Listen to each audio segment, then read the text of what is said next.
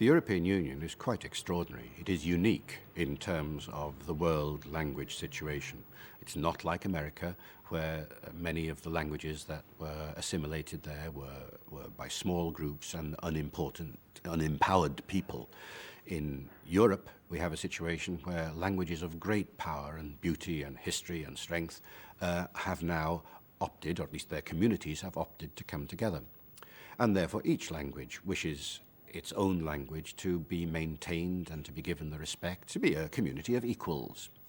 It wasn't such a problem when the community was just 4 or 5 nations. You can handle 4 or 5 languages. The United Nations has 5 official languages, and it doesn't pose too much of a problem for the interpreters and the translators and so on.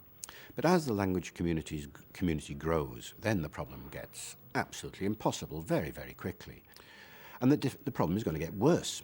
And so what has happened, of course, is that the Union has recognized this, has identified 1 or 2 languages as the official languages, official working languages, English and French, with other languages coming in on occasion.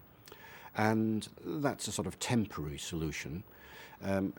Now, it is very important at this point to recognize that the other languages do need to maintain their presence strongly within the European Union, because language is such an important feature of their identity. But the word identity, you see, immediately captures the essence of the problem here. Language isn't used for a single function in humanity. Language is used always for a variety of functions, and for 2 main functions. One, to convey intelligibility, we have to understand each other. The other, to convey identity. It reflects who we are and where we are from.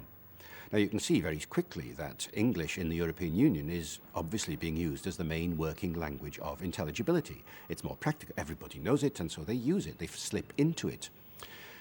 It's crucial now for the European Union to devise ways in which the languages of identity, which are such an important feature of the Union, are given, as it were, equal prominence, are given a kind of status, a position, which means that people can see that respect is being paid towards them and that they're being allowed to develop and so on, in the way that the individual communities want.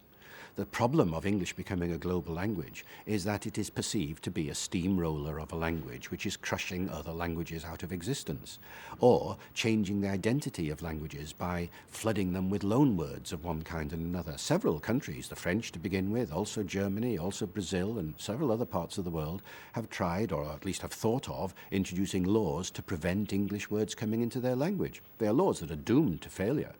You can never control a language in that kind of way, even at an official level some people do introduce a law which manages to keep a few words out. At grassroots level, the words just come flooding in.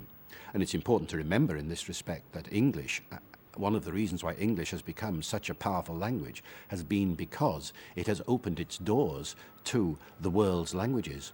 Over 350 languages have loaned their words into English now. English has become one of the most diverse languages of the world because it has welcomed the words of other languages. However, at the moment, many languages and cultures are scared of English for all sorts of reasons, such as the borrowing, such as the evidence that English in some parts of the world has crushed other languages. And so they're naturally being very defensive about it.